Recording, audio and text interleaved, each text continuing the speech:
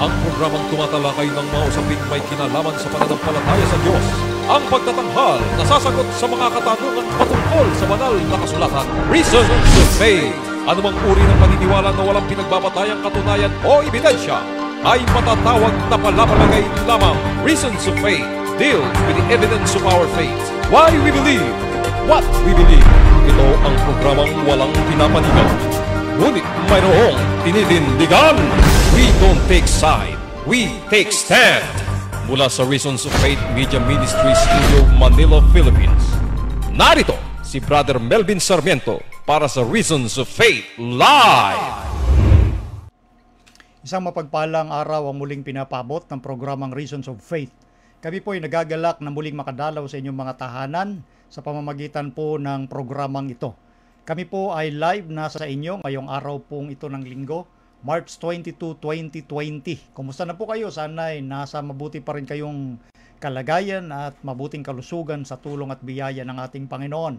Ito pong muli ang inyong lingkod at kaibigan, si Brother Melvin Sarmiento, at kasama ko po ang atin hong kamanggagawa sa Panginoon bilang technical, ang aking unika iha, si Princess Alia Sarmiento. Kami po ay maglilingkod sa inyo sa buong oras ng atin hong programa sa pamamagitan ng pagtalakay, pagsagot doon po sa mga tanong na inyong na-forward. Kung nais pa rin po ninyong matanong, kung may mga tanong po kayo ayon sa usapin ng banal na kasulatan, ay pwede nyo pong forward dyan at ilagay nyo po doon sa inbox ng Reasons of Faith Facebook account. Doon po ninyo i-post ang inyong mga katanungan upang makita po ng atin hong admin na si Brother Mardem at kanya pong i-forward po sa akin. Ganun pa man, ngayon po sa oras na ito, amin pong tatalakayin yung mga naunang mga katanungan ng atin hong mga kaibigan at mga kapatid mula pa ho kahapon. So kami po'y nagagalak na kayo po'y makasama sa atin hong programa at pagtalakay ng may kinalaman sa salita ng ating Panginoon bilang pag-aliw po sa atin hong kasalukuyang sitwasyon na nararanasan at tayo'y mabibigyan ng pag-asa ng Diyos at kapanatagan ng atin hong pananampalataya. At bago natin lubusang idako sa pagsagot at pagtalakay sa mga tanong, nais po muna namin kayong anyayahan sa pamamagitan ng panalangin bilang pagtatagubilin sa ating Panginoon. Ama naming Diyos, maraming salamat na kayo po ay nagbigay sa amin ng pagkakataon upang muling magtanghal sa pamamagitan ng programa ng Reasons of Faith. Dalangin namin, O Diyos, nasamahan kami ng Santong Espiritu upang maging makabuluhan ang aming gagawing broadcast sa hapon pong ito. Igawad sa amin ang bendisyon, pagpapatawad sa lahat ng aming pagkukulang pagkakasala upang ito hindi maging hadlang sa malayang pagdaloy ng inyong katotohanan. Ito po ang aming dalangin sa pangalan ng Panginoong Hesus. Amen. Okay. Ang atin pong ipaglilingkod na katanungan, ito pong nauna ay galing po ito kay June Bilar Jr. Pakilagay sa screen, Aliyah, at atin pong babasahin. Ang sabi po sa kanyang tanong, ito po ay kahapon pa, kaya sabi niya ay Happy Sabbath po, Brad Melvin. Tanong po, noong nagkatawan tao po ba si Kristo ay hinubad niya ang pagiging Diyos? Kung ganun po, paano po siya nakapagpatawad ng kasalanan kung siya ay nasa kalagayang tao? Marami pong salamat sa magandang tanong na ito galing kay June Bilar Jr. Okay, so yung katanungan niya maganda ho. So kung ang ating Panginoon daw ay nagkatawan tao at hinubad niya ang pagiging Diyos, paano pa siya nakapagpapatawad ng kasalanan? So nagkakaroon po ng issue po rito pagdating sa hinubad. Ano ba yung hinubad? Hinubad ba yung pagka-Diyos? Kung hinubad nga yung pagka-Diyos, ano nga naman ang karapatan niya bilang tao na magpatawad ng kasalanan? So ito pong magandang tanong na ito ay malaki po itong usapin sa pananampalataya. Kung ano ba ang pagkakilala ng mga tao sa atin hong Panginoong Hesukristo. Ito po ang tinuturing nga ng marami na perennial debate o long time controversy na ho ito. So ano ba talaga ang sinasabi ng banal na kasulatan tungkol dito? Sa dami-dami ho namang gumagamit ng banal na kasulatan para sabihin kung ano ang paniniwala nila sa ating Panginoong Hesukristo. Merong iba naniniwala na siya ay taong-tao lamang sa likas na kalagayan. Yung iba naman ay naniniwala na ang ating Panginoong Hesukristo ay maliit na Diyos. siya ay nilikha lamang ng Diyos. Meron namang naniniwala na siya ay propeta lamang talaga at hindi siya yung Kristo o anak ng Diyos. So on and so forth. So matagal ng kontrobersiya ito. Ito pong issue na ito pagdating sa usapin ng kalagayan ng ating Panginoong Jesucristo, lalo na dito po sa katanungan na ito na hinubad niya yung sinasabi ritong pagiging Diyos. So ano ba talaga yung sinasabi ng Biblia? At yan po ang atin hong ipaglilingkod sa inyo dito po sa magandang katanungan. Isa-isahin natin ito. Simulan natin sa pagbasa doon sa sinasabi ng apostol na si Pablo sa sulat niya. Pakilagay sa screen sa unang Timoteo, ang kapitulo ay 3, talata po 16. Ganito po ang ating mababasa. Ang sabi po rito ay ganito. At walang pagtatalo, dakila ang hiwaga ng kabanalan. Yaong nahayag sa laman, pinapaging banal sa espiritu, nakita ng mga anghel, ipinangaral sa mga bansa, sinampalatayanan sa sanglibutan, tinanggap sa itaas sa kaluwalhatian. So yun po ang sinasabi rito ng apostol na si Pablo sa sulat niya kay Timoteo. Na ang una niyang sinabi rito, walang pagtatalo, dakila ika yung hiwaga ng kabanalan. Meron ditong mystery of godliness. Merong hiwaga ng kabanalan, walang pagtatalo ika. Pag pinag-usapan yung dakila ng hiwaga ng kabanalan, walang pagtatalo. Walang pagtatalo. Dakila ang hiwaga ng ng kabanalan, yaong nahayag sa laman. Gusto ko pong basahin muna sa ibang sali naman sa kapareho pa ring kapitulo at talata dito sa Complete Word Study Bible, babasahin natin ang salin. And without controversy, great is the mystery of godliness. God was manifest in the flesh, justified in the spirit, seen of angels, preached unto the Gentiles, believed on in the world, received up into glory. Yan yung sinasabi ng apostol na Pablo sa sali namang ito. Walang pagtatalo. Without controversy, great is the mystery of godliness. Yung hiwaga ng kabanalan. Ano yung hiwaga ng kabanalan na yon? That God was manifest in the flesh. So pagdating daw sa mystery o hiwaga, walang pagtatalo doon. Dahil may pinag-uusapan ditong mystery of godliness. How come? O paanong nangyari na yung Diyos mahayag sa laman? Sabi nga niya doon sa ang dating salin ng Biblia, yaong nahayag sa laman. Dito ay God was manifest in the flesh. Noon pa man sa kaagahan ng Christianity, mayroon na rin hong iba-ibang pananaw patungkol sa ating Panginoong Jesucristo. Katulad sa isipan na papaano mangyari na yung Diyos mahayag sa laman. Bakit po natin nasabi yon? Kasi nung kaagahan ng Kristyanismo during 1st century, mayroong grupo na tinatawag na mga Docetists or Docetism. Ito po yung kabuuan naman sa pangkalahatang unawa, ito yung Gnosticism.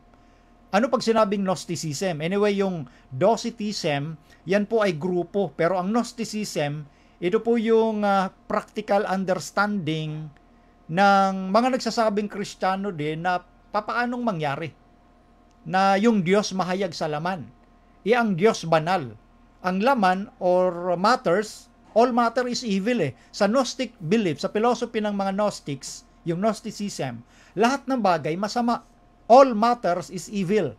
So, ang conclusion nila, how come na yung Diyos na banal mahayag sa laman? So, ang mindset na yon ay doon pa sa 1st century Christianity. At unti-unti, bumubuo na yung mga grupo ng Christian na sect or denomination like Docetist or Docetism na ating nabanggit at iba't ibang uri pa ng paniniwala sa ating Panginoon.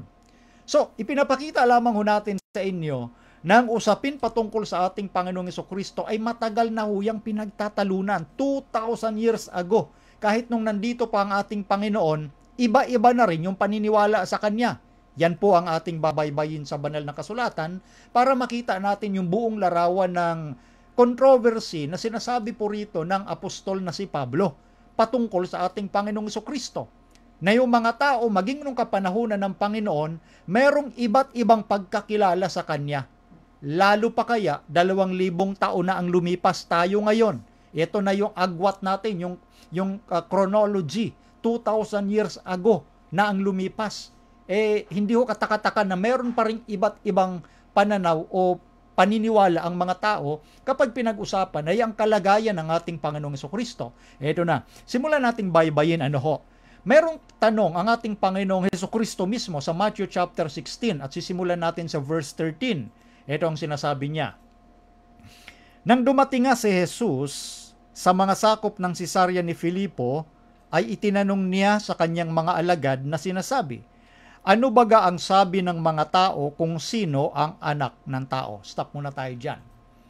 So, tandaan ninyo, ito po'y sitwasyon na nandoon mismo ang ating Panginoong Hesukristo. Pumunta sila sa lugar na sakop ng Cesarea ni Filipo.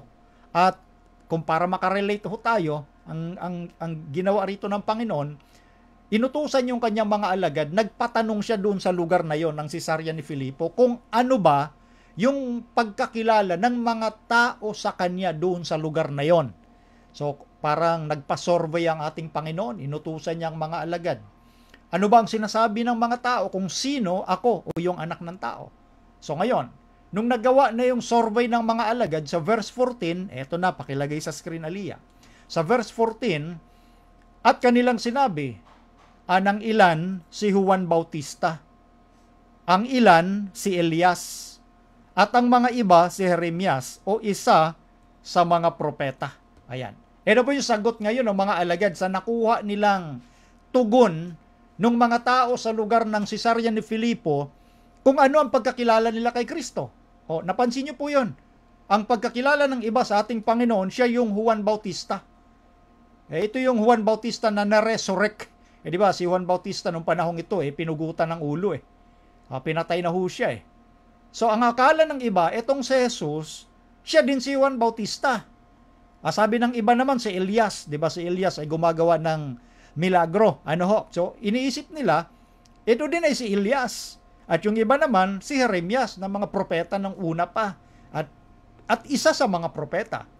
So, ang punto rito na ating ipinaparating sa inyo sa mga usaping ito, noon, contemporary ng mga tao o nakasabayan, nakita nila, maaring nakasalamuha, sinundan, naririnig nila magsalita si Jesus, pero iba-iba ho ang pagkakilala nila sa ating Panginoong Hesus. Nakita na ho nila, nakasabayan nila nung panahon nila, pero bakit iba-iba pa rin ang paniniwala nila? Yan yung sinasabi kong perennial controversy regarding sa nature o pagkakilala sa ating Panginoon. Kaya hindi po ako nagtataka na sa panahong ito, ganyan pa rin po ang debate. Pero titiyakin po namin sa inyo, sa tulong ng ating Panginoon, sa kanyang banal na Espiritu, yung mga ebidensya kung sino ba, ano ba ang kalagayan talaga ng ating Panginoong Hesukristo, ay bibigyan natin ng tugon mismo ngayong oras mismo na ito. Ngayon, ito, tuloy natin ang basa. Ngayon, nung marinig ng Panginoon yon, sabi sa verse 15 naman, ang kanyang tanong ay sa mga alagad. Kanyang sinabi sa kanila, sa mga alagad, datapwat ano ang sabi ninyo kung sino ako? Ngayon, matapos magpa-survey ang ating Panginoon, narinig niya, iba-iba talaga ang pagkakilala ng mga tao sa kanya. Yung mga alagad na mismo niya ang tinanong, kayo naman, ano pagkakilala ninyo sa akin? Ngayon, sa verse 16, ito ang sagot. At sumagot si Simon Pedro at sinabi, ikaw ang Kristo, ang anak ng Diyos na buhay. Ayan. So, ano ang sagot dito ng isa sa mga alagad na si Pedro? Ikaw yung Kristo, ang anak ng Diyos na buhay. Ngayon, ganito ha. Sa isipan o konsepto ng mga Hudyo kasi, pag sinabing Kristo, kapantayan ng Diyos. Pag sinabing Kristo, anak ng Diyos, in the line of God, meaning kapantay siya ng Diyos. Ganun ang concept o mindset ng mga alagad doon sa Kristo na anak ng Diyos, kapantay siya ng Diyos. FYI lang po yun para magkaintindihan tayo na ang Kristo ho sa Biblia na nasa linya ng anak ng Diyos o in the line of God, kapantay ho ng Diyos. Kaya nung sumagot si Pedro, ikaw ang Kristo, ang anak ng Diyos, ibig bang sabihin, alam na alam ni Pedro kung sino ang ating Panginoong Jesucristo? Kilalang kilala ba talaga ng mga alagad kung sino ang ating Panginoon sa kanyang katauhan? Tingnan po ninyo ang susunod na talata sa sagot ng Panginoon. Ang sabi rito, verse 17, mapalad ka, Simon Barjonas, sapagkat hindi ipinahayag sa iyo ito ng laman at ng dugo, kundi ng aking Ama na nasa langit. So napansin niyo po, Ano ang unang salita ng ating Panginoong Jesucristo doon sa sagot ni Pedro sa kanya na ikaw ang Kristo, ang anak ng Diyos na buhay? Anong sagot ng Panginoon? Mapalad. Bakit mapalad? Hindi sinabi ng Panginoon, ang galing mo Pedro. Isipin mo, nalaman mo kung sino ako. Hindi eh. Nasabi ng Panginoon kay Pedro at sa mga alagad, mapalad ka sapagkat yung sagot mo hindi galing yan sa laman at dugo, meaning hindi galing sa isipan o konsepto ng tao, kundi galing kanino yung sagot ni Pedro? Galing sa Ama na nasa langit. So, ang usapin ko kasi rito ganito, tandaan natin. Iba po ang isipan o konsepto ng sanglibutan doon sa konsepto na galing mismo sa Diyos. It is a direct opposite. Magkaiba ho ang isipan ng tao sa isipan ng Diyos. Kaya yung sagot na yun ni Pedro, hindi pala nangahulugan na alam ni Pedro kung sino ang Panginoon. Yung sagot pala na nanggaling sa bibig ni Pedro, hindi galing sa isipan o konsepto ng tao. Meaning to say, para makilala natin kung sino, ano ang kalagayan ng ating Panginoong Jesucristo, hindi tayo aasa sa laman at dugo o karunungan ng tao, kundi aasa tayo sa karunungan ng Diyos. Yan ang sinasabi ng Panginoon. Hindi ipinahayag sa iyo ito ng laman at dugo. Kaya hindi sinabi ng Panginoon kay Pedro, ang galing mo Pedro, nahulaan mo kung sino ako, nalaman mo iba ka. Walang ganon. Mapalad ka. Thou art blessed. So meaning to say, ang pagkaunawa kung sino ang Panginoon ay kalagayang mapalad. Pag nakilala natin ng lubusan kung sino ang ating Panginoon, tayo rin ay magiging mapalad at hindi po nakukuha sa mga matataas na university sa buong mundo ang kaalaman kung sino ang ating Panginoon. Hindi nakukuha sa antas o katalinuhan ng tao, kundi nakukuha yan sa pagsuko mo ng sarili mo sa Diyos na maghahayag sa iyo kung sino ang ating Panginoong Jesucristo. Yan ang dapat nating maintindihan bago natin lubusang tukuyin. Ayon sa ebidensya ng Biblia, ang tunay na kalagayan ng ating Panginoon. Na hindi po nakukuha ang kaalamang yan galing sa matatalinong tao ng sanglibutan. Tingnan nyo. Ang mga susunod na talata sa Aklat ni Juan, Kapitulo 1, Talatang 1. Pakinggan nyo yung irony o kabalintunaan. Siya'y naparito sa sariling kanya at siya'y hindi tinanggap ng mga sariling kanya. Napansin nyo po, ang tinutukoy dito ang ating Panginoong Hesus. Naparito siya sa sariling kanya. Si Jesus po ang may-ari ng sanglibutan. Si Jesus po ang pumili sa mga tao para kanyang iligtas. Siya po ang nag-alay ng kanyang buhay. At ginamit niya yung bayang Israel para gamitin bilang daluyan ng pagpapala ng kaalaman at katotohanan at ng biyaya sa lahat ng mga taong nasa paligid nila.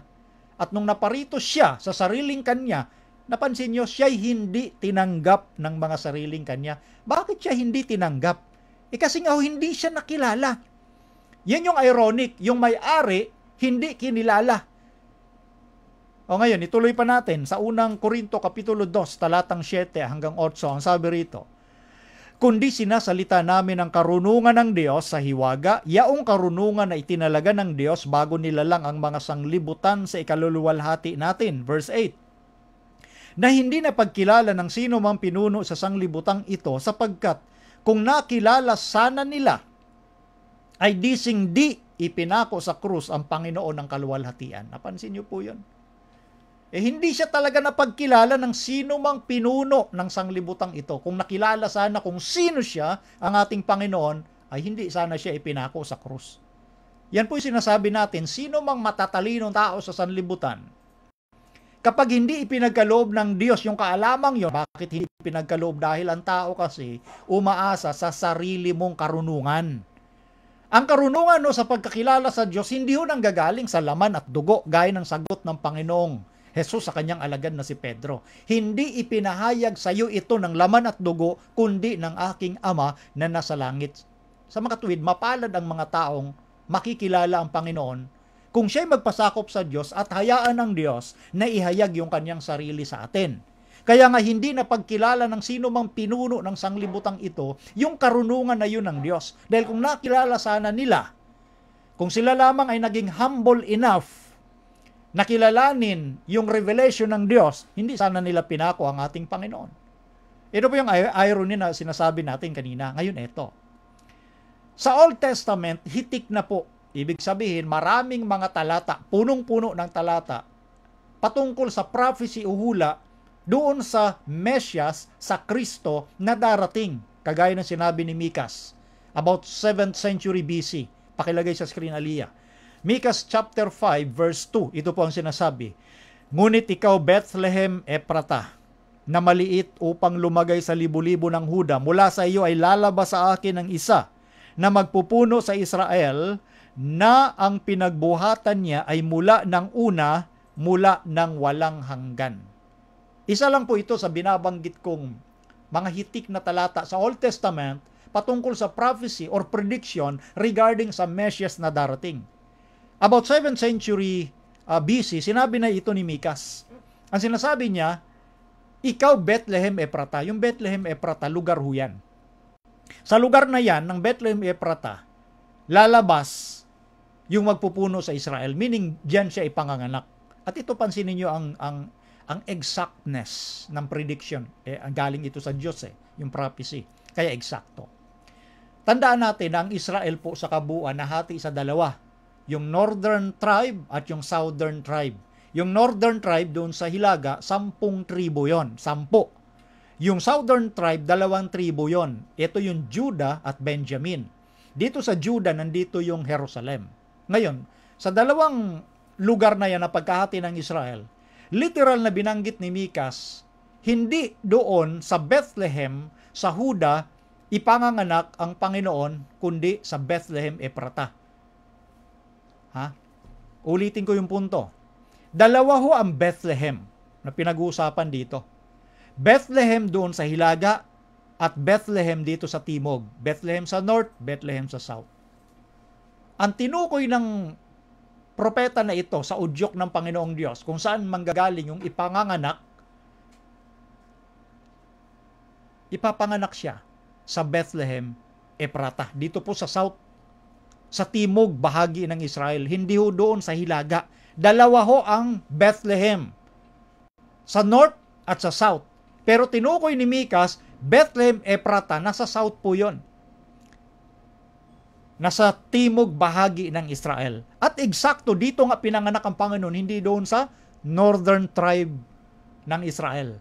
Ngayon, yung ipanganganak na yon, siya yung magpupuno sa Israel. At tandaan ninyo, ang pinagbuhatan niya o ang pinagsimula ng ipanganganak, mula ng una, mula ng walang hanggan. Pansinin nating mabuti yan.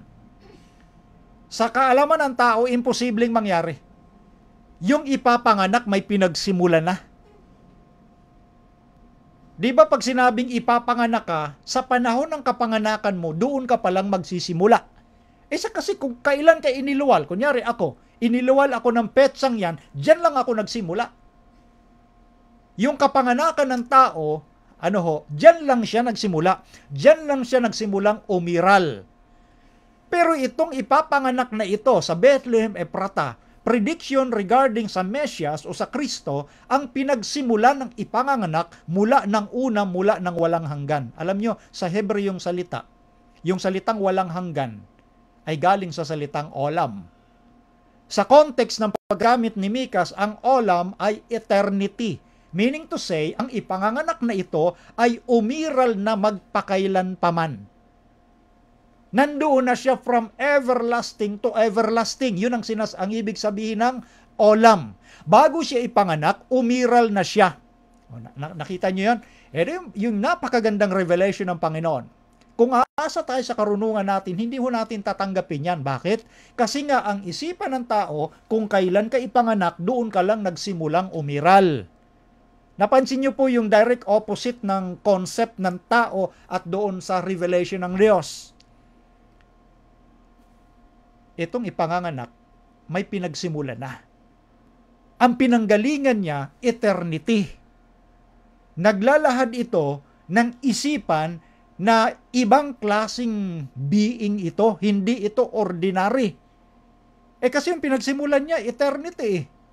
Ang tao, kung kailan lang ipanganak, doon lang siya magsisimula. Ngayon ito, tuloy natin. Ito na ngayon yung bahagi ng tanong, na tanong kanina ni Brother June. Ituloy na ho natin sa puntong ito. Pinakita lamang ho natin na merong Walang pagtatalo, sabi ni Pablo, great is the mystery of godliness. How come, sa isipan na ng tao, how come that God was manifest in the flesh? And then sinabi ni Mikas, may ipapanganak, pero yung ipapanganak na yan, umiiral na yan. Ngayon, ito sabi naman ni Pablo sa mga taga-Filipos, Kapitulo 2, talatang 6 hanggang 8, babasahin ko po. Sabi rito, pakilagay sa screen, na siya, bagamat nasa anyong Diyos, ay hindi niya inaring isang bagay na nararapat panangnan ang pagkapantay niya sa Diyos, kundi bagkos hinubad niya ito at nag-anyong alipin na nakitulad sa mga tao. 8. At palibasa ay nasumpungan sa anyong tao. Siya ay nagpakababa sa kanyang sarili na nagmasunurin hanggang sa kamatayan. Oo, sa kamatayan sa krus. Napansin nyo?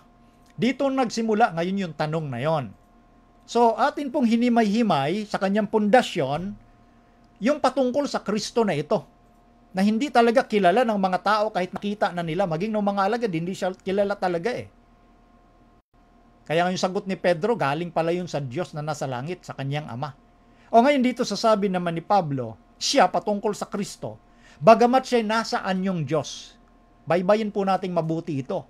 Pag sinabing anyong Diyos, hindi ho peking Diyos. Sabi ng iba, yung bato, anyong tinapay. Pero hindi talaga tinapay yung bato, anyo lang. Philosophy ng tao yan. Sa Biblia ho, itong salitang anyong Diyos, hindi nangangahulugang mukhang Diyos lang pero hindi Diyos. Ito po'y galing sa salitang Grego na morpheteo.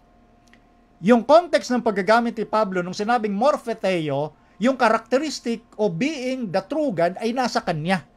Yung likas ng pagiging Diyos, nasa Kanya. Anyong Diyos, kaya nga sinabi niya sa kasunod na pangungusap, meron siyang pagkapantay sa Diyos. Kapantay niya yung Diyos. Maliwanag yung sasabi ni Pablo. Kundi bagkos hinubad niya ito. Ano yung hinubad? Eto ngayon. Ang pagkaintindi ng iba, pag sinabing hinubad niya yung pagka-Diyos. Hindi ho. Hindi yung pagka-Diyos ang hinuhubad dahil tandaan ninyo, ang Diyos ay likas.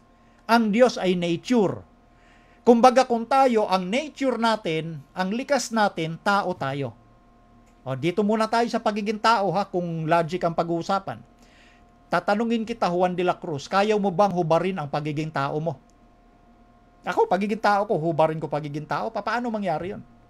Nature ko ang pagiging tao. How come nahubarin mo yung nature mo? Paano mo nahuhubad ang nature? Ang inuhubad ho, hindi yung nature. Ang inuhubad yung suot ng tao. Hindi yung nature. Hindi natin kayang hubarin ang ating likas. Ayoko na sa likas na tao, gusto ko likas ng hayop na. Paano mo? Kahit anong gawin mong paggaya sa hayop, ang likas mo, tao pa rin. Ganon din sa kadyusan ni Kristo. Hindi po nahuhubad ang kadyusan. Dito sa context, ang hinubad dito ni Kristo ay yung tinatawag na anyo na nasa kalagayang Diyos. Dahil ang tao ho, sa kalagayan ng Diyos, ang Diyos hindi pwedeng makita sa kalagayang Diyos ha. Hindi pwedeng makita ng tao ang Diyos sa kanyang likas na kalagayan. Bakit? Mamamatay ang tao. Nakasulat na ho yan. Exodo Kapitulo 33, talatang 20. Hindi maaring makita ng tao ang Diyos sa kanyang likas na kalagayan. Yun ang punto doon, sa kanyang likas na kalagayan at mabubuhay ang tao. Meaning, mamamatay ang tao kapag nagpakita ang Diyos sa kanyang likas na kalagayan with its fullness of its glory. Kaya naalala nyo sa Old Testament, doon sa puntong sinasabi ni Moses, sabi ng Diyos, sige Moses, gusto mo makita, sige dadaan ako, pero nakatalikod. Pero magtago ka dyan sa likod ng batuhan at doon sa pitak ng bato, makikita mo ako pero tatakpan ko pa rin kita, pero likod mo pa rin likod ko ang makikita mo. Likod pa nga lang si Moses, silaw na eh. Nagliwanag yung kanyang anyo. How much more yung kabuuan ng Diyos? Mamamatay talaga ang tao. So hindi pwedeng pumarito ang anak ng Diyos with its fullness of its glory ng pagiging Diyos. Kaya lumalabas yung fullness ng glory ng Diyos, tinakpan ng laman, pero hindi nahuhubad ang kalagayang Diyos. Sa madaling salita, sa tagpong ito, ang ating Panginoon, tinakpan niya yung kalagayang Diyos niya ng laman dahil hindi pwedeng makita ng tao ang Diyos sa kalagayang likas with its fullness of its glory at mabubuhay ang tao.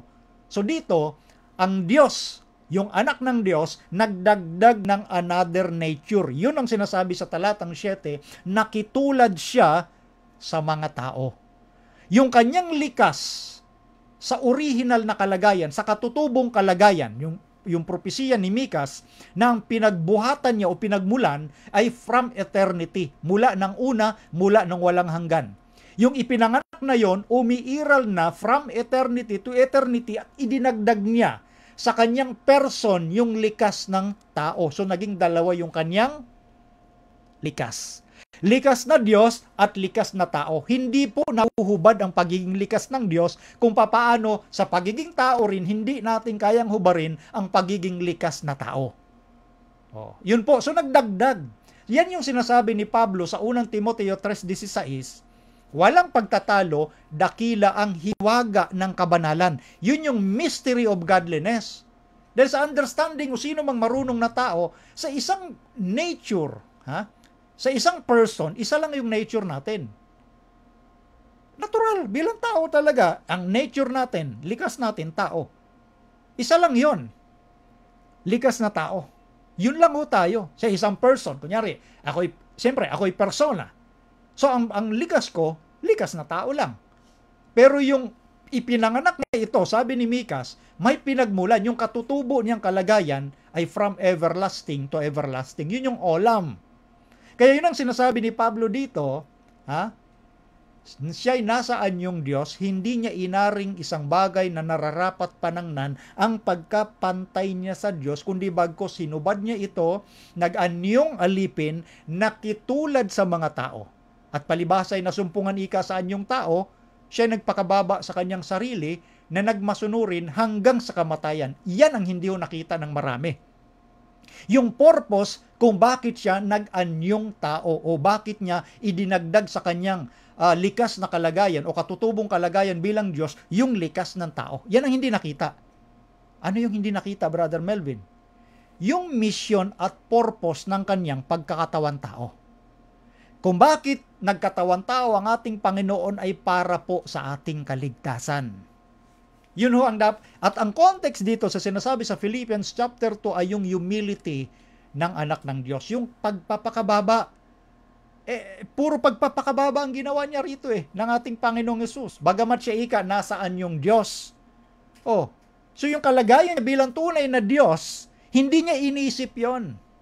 Ang ginawa pa niya, kahit siya kapantay ng Diyos, iniwan niya yung ang pagiging kapantay ng Diyos na sinasamba ng lahat ng kanilang mga nilikha, nag-anyo siyang alipin, nakitulad sa mga tao, at kinuha niya yung kalagayan ng kamatayang hindi normal na kamatayan, kundi pinakamababang uri ng kamatayan, yung kamatayang kahiyahiya doon sa krus ng Kalbaryo. So humility, pagpapakababa ng ating Panginoon, ito yung condescension na tinatawag sa Philippians chapter 2, the humility of the Son of God. Kaya dito sa Philippians, ito po yung lugar, itong Filipo, sinulatan ni Pablo ito kasi maraming mga tao rito sa lugar na ito, kahit Kristiyano sila, nagmamataas sa kanilang mga sarili. Kaya nga doon sa verse 5, magkaroon kayo ng pag-iisip na ito'y na kay Kristo Jesus din naman. Yun yung apila ni Pablo. Sana magkaroon kayo ng isipan na merong isipang ganito si Kristo. Ano yung isipan ni Kristo? Ito na nga yung sinasabi sa verse 6, na siya bagamat nasaan yung Diyos, hindi niya inaring isang bagay na nararapat panangnan ang pagkapantay niya sa Diyos. Kita nyo? Parang sinasabi ni Pablo, kayo nagmamataasan dito. Yung anak ng Diyos nga, sa kabila na Diyos siya nagpakababa. Sa kabila ng kapantay siya ng Diyos. Nag-anyong alipin, nakitulad sa atin, nagmasunurin sa Diyos hanggang sa kamatayan. Kita nyo? So yun ang nire-refute ni Apostol Pablo. Alam ni Pablo, ang katutubong kalagayan ni Kristo ay tunay na Diyos. Hindi ho rito ang argument ni Pablo ay paniwalaan nyo na Diyos si Kristo. Hindi. Ang argument dito ni Pablo ay magpakumbaba kayo. Dahil si Kristo nga, Diyos, hindi niya iniisip yung pagiging Diyos niya So sa mga unang Kristiyano sa Biblia, alam nila na ang kalagayan ni Kristo ay Diyos. Hindi sila nagtatalo doon. Yung matunay na alagad Kagaya ni Pablo, alam nila na Diyos ang ating Panginoong Jesucristo. Oh. Kaya yun yung punto na hindi hinuhubad yung likas na Diyos, hindi nahuhubad yon na parang likas ng tao na, oy, huhubarin ko na ang likas kong tao. Hindi ho mangyayari yon. Ating Panginoon sa kanyang kalagayan o likas na Diyos, nagdagdag siya ng another nature. At yun yung nature ng tao. Kaya siya yung isang person na may dalawang nature. Nature ng Diyos at nature ng tao magkasama sa isang person. And that is the mystery of godliness. Yan yung hiwaga ng kabanalan. Maliban po na tanggapin natin yung revelation na yon, hindi talaga natin makikilala kung sino ang ating Panginoon. Dahil yun ay hindi ayon sa logic ng tao. That is very and direct opposite doon sa concept ng Diyos. Direct opposite. Animosity of belief. So yan ang dapat nating maintindihan sa usaping ito. So dito sa mga filosofiya ng taong hindi nahuhubad yung pagka-Diyos. Si Kristo nung nasa lupa, hindi naalis sa kanya yung pagiging Diyos. Nasa kanya yung katutubong Diyos. Ano ho? Ngayon ito, dagdag tayo ng talata. Ito naman ang pinapatunayan ni Juan. Sa Kapitulo 1, pakilagay Aliyah, Kapitulo 1, talatang 1. Ang sabi rito, nang pasimula siya ang verbo at ang verbo ay sumasa Diyos at ang verbo ay Diyos. Alam nyo, yung tinuturing na synoptic gospel, pag sinabing synoptic, halos magkakapareho yung kwento, yung istorya. Yung theme. Yun ay Matthew, Mark, and Luke. Yan ang synoptic. Itong yung kay John, bagamat kasama siya sa tinuturing na four gospel, siya naiiba. Bakit? Yung tema ng pagsulat ni Apostol Juan, itong John the Beloved at John the Revelator, ilang ho sila. Ang tema niya ay ang kadyusan ng Panginoong Jesucristo. Yan ang hindi nakita ng maraming Bible preachers at students. Yung laman ng libro ni Juan ay ang pagkadyos ni Kristo. Kaya doon pa lang sa unang bungad, nung sinabi ng pasimula, siya ang verbo at ang verbo ay sumasa Diyos at ang verbo ay Diyos, actually ito po ay allusion. Allusion ito sa Genesis chapter 1. Pag sinabing allusion, ito yung pagpapahiwatig ng writer na si Juan dito sa unang bungad ng kanyang sulat, doon sa unang bungad ng sulat ng unang aklat ng Biblia, ang Genesis na sinasabi doon, nang pasimula ay nilikha ng Diyos ang langit at ang lupa. Dito naman, ang sabi ni Juan, nang pasimula, siya ang verbo. At ang verbo ay sumasa Diyos at ang verbo ay Diyos. Ito po yung 3 clauses. Meron tatlong saknong ito. 3 clauses na nagpapahayag ng 3 prinsipyo na dapat nating makita. Una, yung kanyang existence. Yung pag-iral, yung pinagmulan. Sinabi rito nang pasimula. En arche en hologos, sabi sa salitang Grego. Yung arche, yung kanyang pinagsimula, ng pasimula. Yung kanyang beginning. Nang pasimula ay ang verbo. En arche en hologos. Ibig sabihin, yung pinagsimulan nitong logos, nitong verbo, ay kagaya ng sinasabi sa Genesis 1:1, in the beginning, God. At yung God doon sa Hebrew, Genesis 1:1, ay Elohim. Plurality of the Godhead. Doon sa plurality of the Godhead, nandoon yung logos. Yan yung allusion na tinatawag natin kanina. Nandoon yung verbo doon sa Genesis 1:1 na Elohim. Dahil ito yung kanyang unang saknong. The first clause is yung kanyang existence. Pangalawa, nung sinabi rito, at ang verbo ay Diyos. Yan yung second clause, o yung ikalawang saknong. Pinapakilala dito sa ikalawang saknong o second clause yung kanyang relationship with God. Ito yung tinatawag dito yung prostonteon sa salitang Grego. Ang verbo suma sa Diyos. Hindi po direction ang pinag-uusapan na suma sa Diyos. At ang verbo, ang verbo ay suma sa Diyos. Yung prostonteon ay kumakatawan sa kanilang unbroken relationship. Yung walang patlang na pagsasama bilang iisang Diyos. So sa unang saknong, yung kanyang pag-iral or existence. Sa ikalawang saknong, yung kanyang relationship with God. At sa ikatlong saknong, napansin nyo, at ang verbo ay Diyos. And the Word was God. So anong pinapakita dito? Yung kanyang identity, yung pagkakilanlan. Yan yung ikatlong saknong. Ang unang saklong, existence o pag-iral. Ikalawa, yung kanyang relationship with God. Pangatlo, yung kanyang identity o pagkakilanlan. Unang talata lang yan ng aklat ni Juan. Yan yung kanyang parang prologue, yung kanyang introduction sa buong aklat niya. Yung identity ng Jesus na yan, siya ay Diyos, kagaya rin na sinasabi ng apostol na si Pablo. So ganun dapat natin maintindihan yung pinag-uusapan sa buong usapin ng Biblia. Kayon, ituloy natin sa talatang 2. Aliyah, pakilagay. Ito rin ang pasimulay sumasa Diyos. Verse 3. Ang lahat ng mga bagay ginawa sa pamamagitan niya at alinman sa lahat ng ginawa ay hindi ginawa kung wala siya. Napansin nyo yung kapangyarihan ng berbo na ito? Lahat ng bagay ginawa sa pamamagitan niya.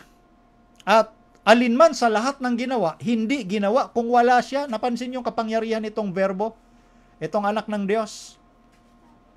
Hindi sana nagawa ang anumang mga bagay na nakita natin kung wala siya.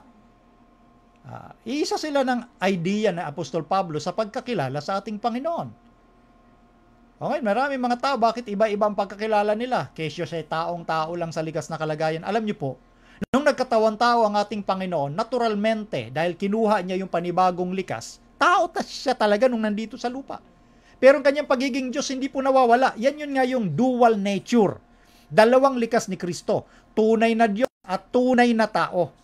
Kaya pag may mga nagsabi sa inyo, nagbasa ng talata ng Biblia, yung pagiging pagkatao niya, tanggapin niyo, yung tao naman talaga ang Panginoon nung nasa lupa siya eh. Hindi natin tinatanggi na siya 100% na tao.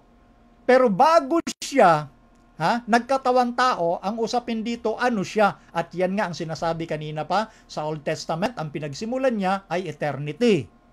Yan ang sinasabi naman ni Pablo, nakitulad sa mga tao. So, nung nakitulad siya, natural, taong-tao siya, 100% pinanganak nga ni Maria eh. Although, hindi dumaan sa natural process ng procreation dahil walang asawa si Maria nung siya po ay nabuntis.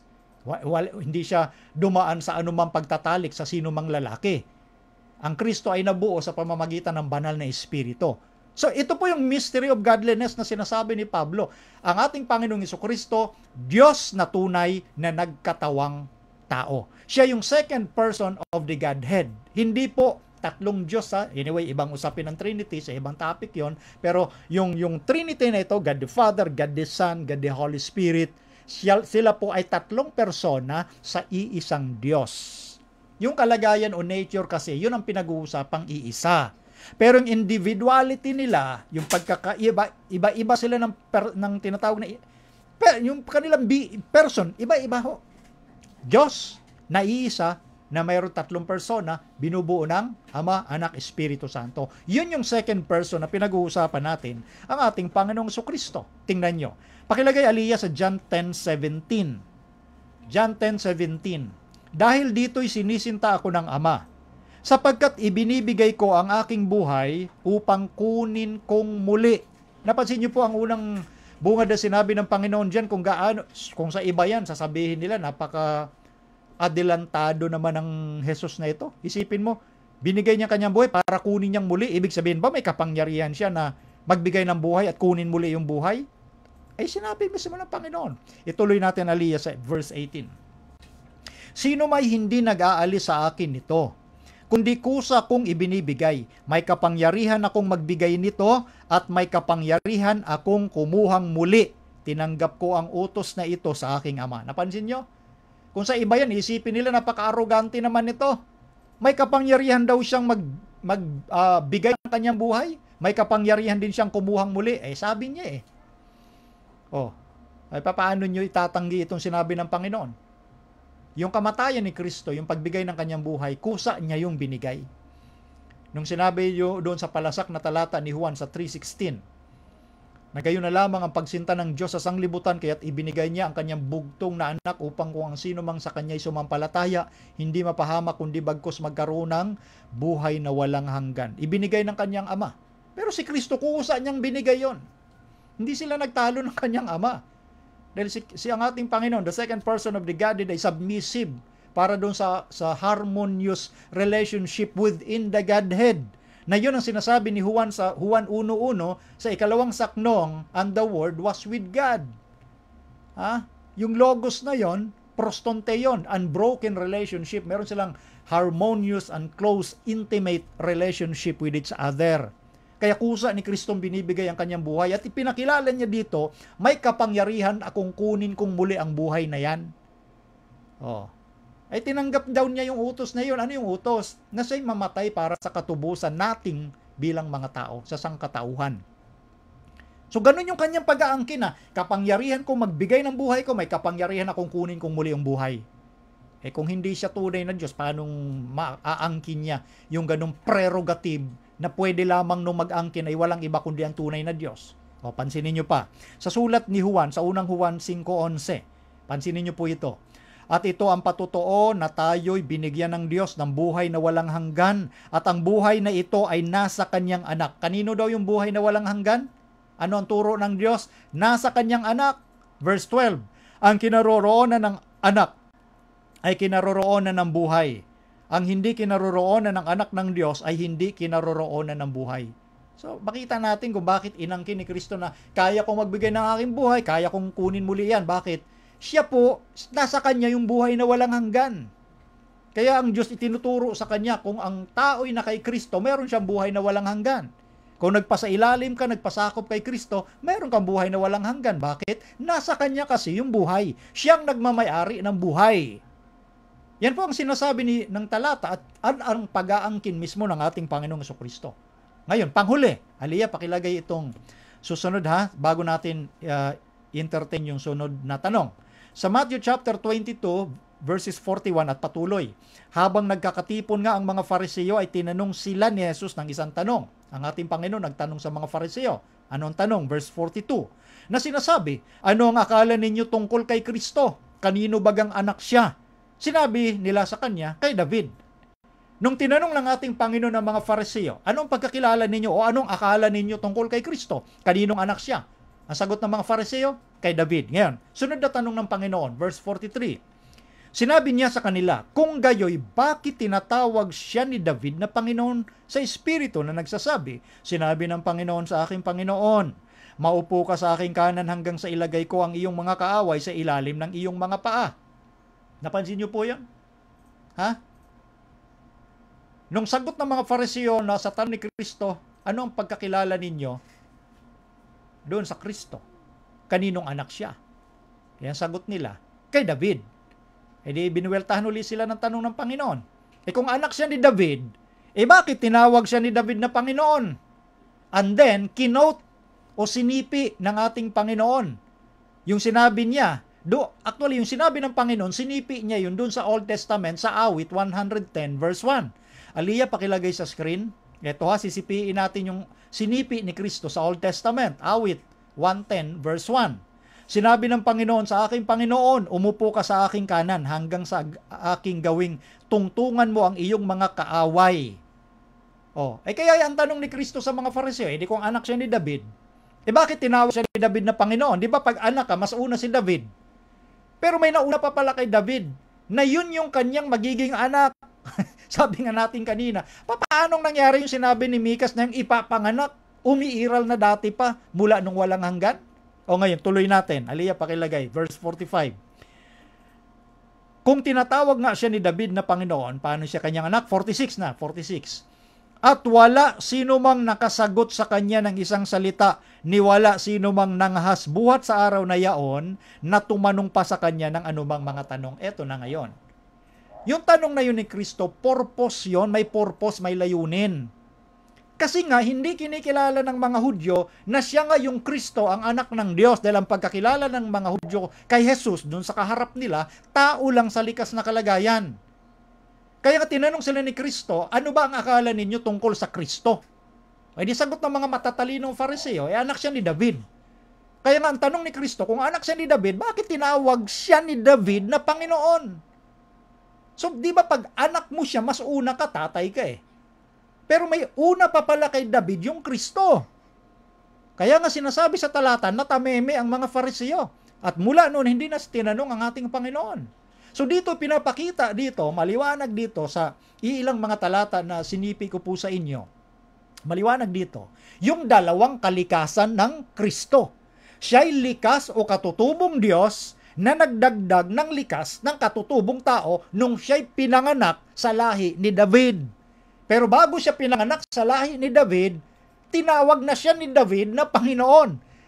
Pag di nyo po tinanggap yung narrative ng Bible at revelation ng Diyos, hindi nyo talaga makikilala kung sino ang Panginoon.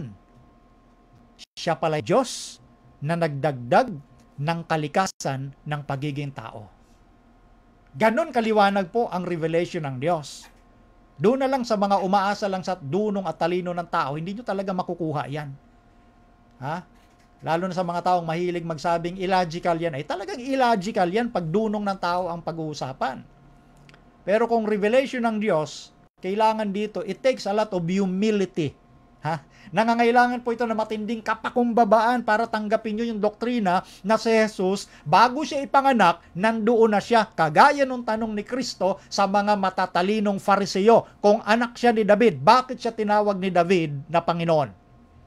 Anak pala siya. At yun, doon natin marareconcile, kagaya ng sinabi ni Mikas, yung ipanganganak, ang pinagmulan niya ay from eternity. At yan yung sinasabi ni Pablo, na siya, bagamat nasaan yung Diyos, kapantay ng Diyos. Hindi niya inaring isang bagay na rarapat yun, kundi hinubad niya ito, nag-anyong alipin, nakitulad. Yun yung pagdagdag niya ng kalagayan o likas ng tao. Okay? Yun po ang sagot natin doon. Next question.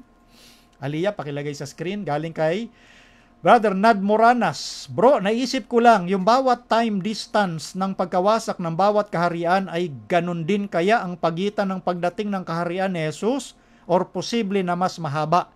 So ito ang tinutukoy na tanong ni Brother Nad ay doon sa mga kingdoms, doon sa Daniel chapter 2, yung prophecy, yung pagkasunod-sunod, yung paglitaw at pagbagsak ng mga kaharian. So yung bawat kaharian, ganun din kaya ang pagitan ng pagdating ng kaharian ni Jesus. So tingnan natin, balikan natin. Ito yon. Next slide, pakilagay Aliyah. Ang Babylon ho kasi sa kanyang Neo-Babylonian Empire, naghari siya sa kanyang kalakasan at nagtapos noong 539 BC dahil tinalo sila ng Medo-Persia. So, all in all, nasa 66 years lang naghari yung Babylonia mula sa kanyang Neo-Babylonian Empire noong 605 up to 539 BC. And then from 539 BC, nagtapos ang Medo-Persia noong 331 BC nung tinalo sila ng Greece. So lumilitaw 208 years na naghari ang Medo-Persia sa buong mundo. And then naghari ngayong Greece nung tinalo nilang Medo-Persia. At tinalo naman ang Greece nung 168 BC. So ang Greece naghari sa loob ng 163 years. Mas mahaba ng konti itong Medo-Persia. And then tinalo ang Greece doon sa nung 168 BC ng Roma. Ang Roma ay na-disintegrate o nagkawatak-watak noong 476 AD na Anno Domini. So mahabang taon ang pinaghari ng Roma bilang solid empire. So lumalabas, 508 years naghari ang Roma sa kanyang solid empire bago siya nag-disintegrate. At itong ang disintegration or divided Rome na tinatawag natin sa panahon natin ngayon na Western Europe from 476 AD up to now, 2020 na. So lumalabas 1,544 years na hinihintay pa rin natin ang pagdating ng bato. Walang iba kundi ang second coming ng Panginoong Hesus. So napansin niyo po yung graph, pakilagay lang sa screen Aliyah. Ang Babylon 66 years bago nawasak, Medo-Persia 208 years, Greece 163 years, Rome 508 years. And from the divided Rome, 1,544 years na naghihintay tayo doon sa bato na tatama sa paa ng malaking larawan. Okay? So yan po, alis na Aliyah. Yan po ang tinatanong ni Brother Nad Moranas. Yan yung mga haba ng bawat bahagi ng mga kingdoms mula nung una hanggang sa kasalukuyan na hinihintay natin yung bato, yung pagtama ng bato sa mga kaharian sa sanglibutan, ang pagdating ng Panginoong Hesus. Okay? Next question galing kay Brother Jack Malaya. Hi po, tanong ko lang Bro Melvin, ano po paliwanag nyo sa 1 Pedro 4:6? Totoo bang ipangaral ang ebanghelyo sa mga patay? Basahin natin, pakilagay sa screen, 1 Pedro 4:6. Sapagkat dahil dito ipinangaral maging sa mga patay ang ebanghelyo upang sila, ayon sa mga tao sa laman ay mga hatulan, datapwat mga buhay sa espiritu ayon sa Diyos, sapagkat itong sinasabi sa 1 Pedro 4:6, no, ipinangaral sa mga patay, alam ni Pedro ang doktrina ng mga Hudyo na bigay ng Diyos. Ang patay walang nalalaman. Ito, basahin muna natin sa Ecclesiastes 9:5. Sabi naman dito ni Solomon, sapagkat nalalaman ng mga buhay na sila'y mga mamatay, ngunit hindi nalalaman ng patay ang anumang bagay. Ni mayroon pa man silang kagantihan sapagkat ang alaala sa kanila ay nakalimutan. Maging ang kanilang pag-ibig, gaya ng kanilang pagtatanim at ng kanilang pananaghili ay nawala ngayon. Nawala man silang anumang bahagi pa na magpakailanman sa anumang bagay na nagawa sa ilalim ng araw. So yung patay, walang nalalamang anumang bagay. Alam ni Pedro yon. So ngayon tanong, bakit sinabi ni Pedro na maging sa mga patay, ang ebanghelyo ay ipinangaral na? Ganito yan. Yung ebanghelyo ng Diyos, ipinangaral nung una pa man. Good news, the gospel. At yung mga pinangaralan na yon, syempre namatay na yon. So nung sinabi dito ni Pedro, ipinangaral maging sa mga patay, ibig sabihin, dati nung buhay pa sila, ipinangaral ng ebanghelyo. Ipinangaral ng mabuting balita patungkol sa Kristo. Alam po yan ni Pedro. Dahil sinabi pa lang sa unang Pedro, ito babasahin ko mismo rito sa ating Bible, unang Pedro. Ito.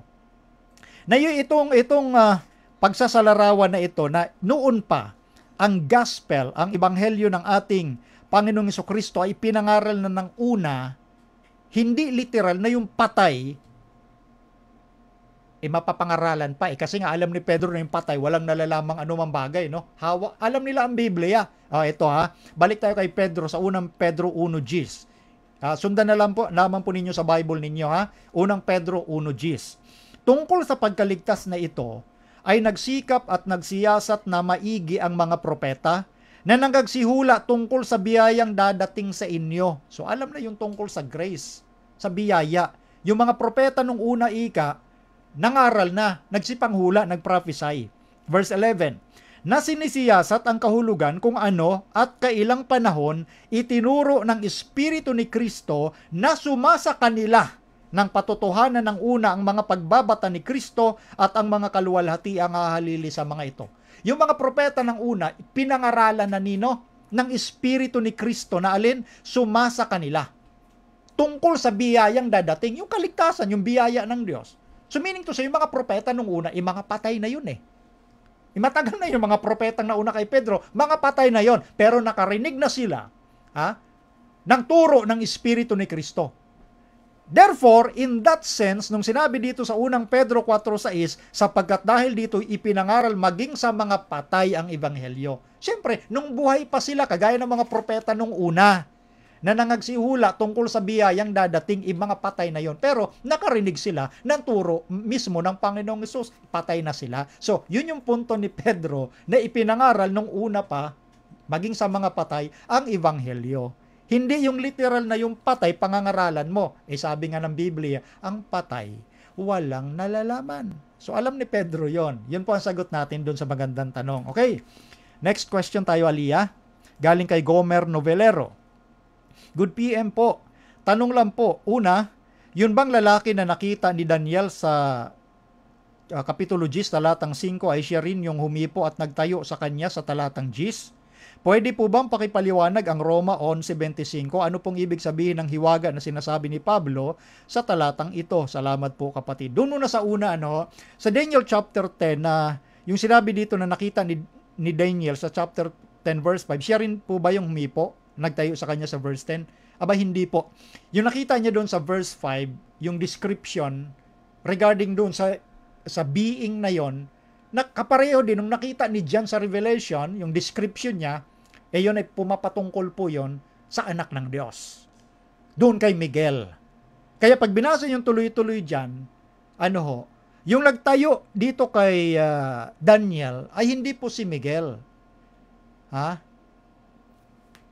Basahin natin para mas maganda.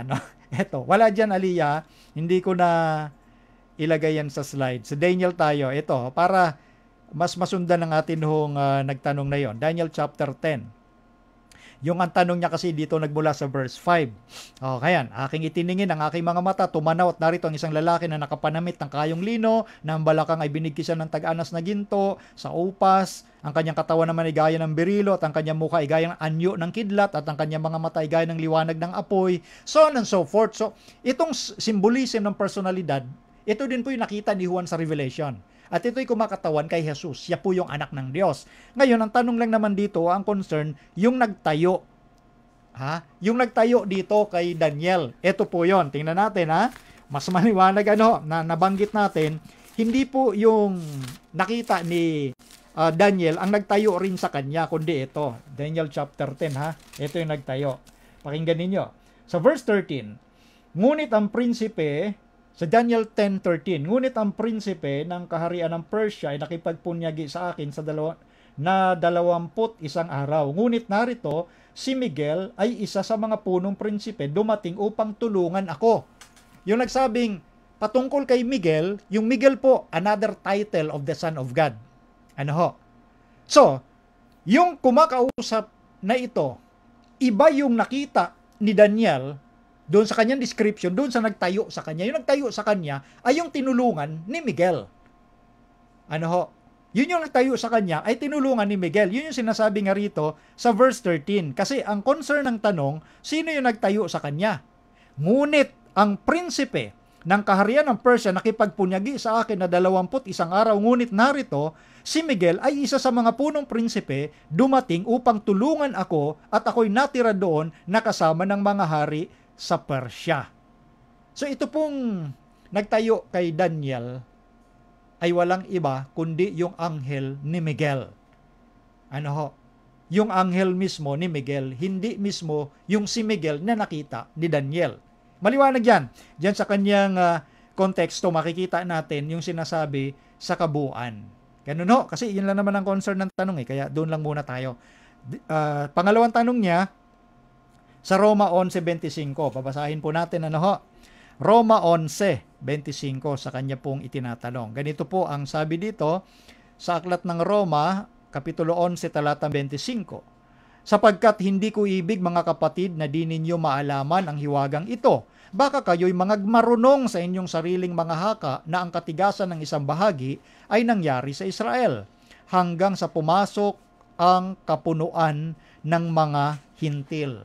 Ang context po kasi ng buong chapter 11 ay patungkol doon sa puno ng ulibo at doon sa mga ulibong ligaw na kumakatawan sa mga hintil na nung maputol yung sanga mula doon sa tunay na puno ng ulibo ay naigraft, naikabit yung mga ligaw.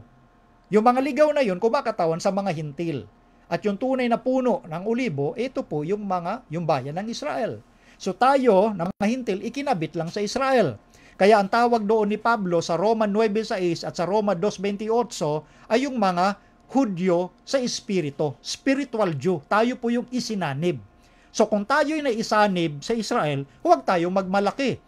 Dahil kung yung puno mismo, yung mga sanga doon sa puno, pinutol mismo ng Diyos, Israel na sila, tayo pa kayang mga isinanib na mga hintil. So kung magmalaki tayo, pwede rin tayong tanggalin mula doon sa puno. Isinanib lang tayo naigraft lang ho tayo So yun yung sinasabi dito na sapagkat hindi ko ibig mga kapatid na di ninyo maalaman ang hiwagang ito. Baka kayo'y mga marunong sa inyong mga sariling haka na ang katigasan ng isang bahagi nangyari sa Israel hanggang sa pumasok ang kapunuan ng mga hintil. So usapin ito ng Israel na nung una nagmalaki kaya sila'y pinutol. Tayo namang mga hintil isinanib. So ang warning ni Pablo, tayong mga hintil na isinanib, huwag magmarunong. Kagaya ng nangyari sa Israel na nagmalaki. So yun po ang context nun. Yun po ang ibig sabihin dito sa itinatanong sa talata. Hindi hiwaga yun. Basahin nyo yung kabuuan. Walang hiwaga ho doon. Yung comparative yun na ang Diyos kasi hindi nagtatangi ng tao. Hindi yung nagtatangi ang Diyos. So kahit pinili ka niya, pero humiwalay ka sa kanyang landas, pwede kanyang tanggalin.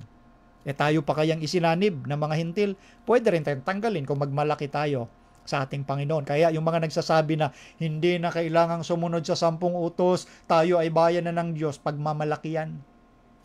Pagmamalaki ho yan, pwede kang tanggalin pa rin ng Diyos dahil ang gusto ng Diyos masunurin sa Kanya bilang tanda ng pagmamahal mo. Okay? Aliyah, pakilagay sa screen yung last question.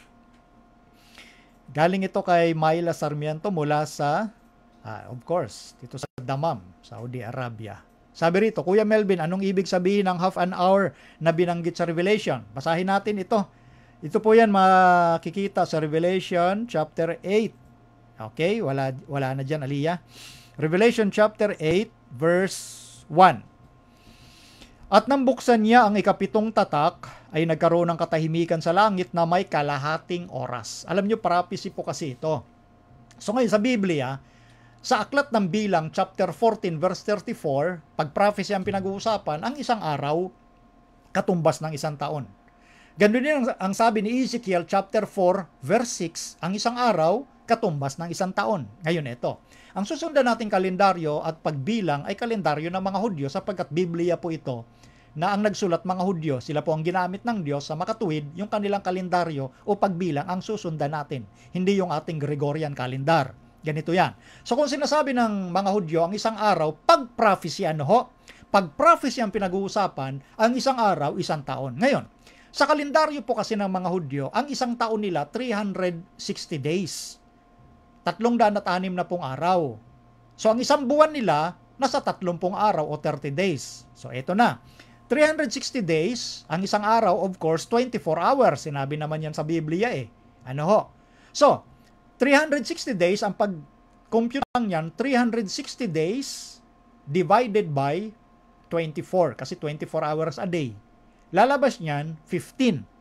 360 divided by 24 equals 15. Ang 15, yun yung kumakatawan sa isang oras sa Bible prophecy. Therefore, kalahati ang sinabi rito sa chapter 8 verse 1. Kalahating oras, nung binuksan ng ikapitong tatak, nagkaroon ng katahimikan sa langit na may kalahating oras. Meaning, yung kalahati ng 15 na isang oras ay 7. Ano ho? Na-round off na ho natin, 7. Okay? So, nagkaroon ng katahimikan sa langit kalahating oras. Ano ba yung ikapitong tatak na ito? Pag pinag-aralan natin yung pitong tatak mula sa chapter 6 ng Book of Revelation, ang ikapitong tatak is none other than the second coming of Jesus Christ. Yan po yung ikapitong tatak. The second coming of Jesus Christ. Bakit magkakaroon ng katahimikan sa langit na kalahating oras o 7 days? 7 days na katahimikan. Kasi sabi sa Matthew 25:31, kasama ni Kristo sa kanyang pagbabalik ang lahat ng mga anghel. Lahat ng mga anghel. Literal, 25:31 ni Matthew. So tanong, gaano ba karami yung lahat ng mga anghel? Mababasa sa Revelation chapter 5 verse 11 na ang bilang nila 10,000, tigsa 10,000 at libo-libo. Ibig sabihin, yun yung mindset ng mga Hudyo na unnumbered, hindi mabilang. So lahat ng anghel na nasa langit, kasama ni Kristo sa kanyang pagdating, yan yung ikapitong tatak. Kaya nagkaroon sa langit ng katahimikang kalahating oras or 7 sa Bible prophecy, 7 days. Ito po, literal po ito sa computation ng Bible prophecy. So 7, ibig sabihin, 7 days descending ng ating Panginoon kasama ng mga anghel. Ngayon sasabihin ng marami, ay di, kaya naman ng Diyos. Kaya na nga ang anghel, isang kisap mata na bumaba sa lupa. Yes, of course. Pero ito po ay sabi ng Biblia eh. Eksakto mismo sila. Ba't natin babaliin? Si Kristo kayang pumunta sa langit, pabalik-balik ng isang iglap. Hindi pa siguro kumukurap ang mata natin, kaya niya yon. Pero dito, dumaan sa process. At yan ang sabi ng Biblia, kalahating oras. Ito po kasi Bible prophecy. So pag Bible prophecy, iko-compute mo yan. Ang kalendaryo ng mga Hudyo sa isang taon, lumalabas ang araw nila, 360 days. Divided by 24 hours equals 15. Yun ang isang oras. So kalahati ang sinabi rito, therefore 7. So maiimti ang langit dahil kasama ni Kristo ang lahat ng mga anghel sa loob ng 7 araw. Yan ang sagot natin. Whether you like it or not, this is the Bible prophecy. Okay? So maraming salamat sa inyong mga tanong. Aliyah, wala na tayong oras. So, kami po ay nagpapasalamat mga kaibigan sa inyong walang sawang pagantabay. Kung mayroon pa po kayong tanong, i-post nyo lang po sa Facebook account ng Reasons of Faith Media Ministry at amin pong itong ipaglilingkod sa inyo. Sa ating pagtatapos, tayo po muna ay magpapasalamat sa ating Panginoon. Ama naming Diyos, maraming salamat. Napakabuti ninyo at sinamahan pa rin kami sa buong oras ng paglalahad ng inyong mensahe sa mga sincere na tanong ng aming mga kaibigan.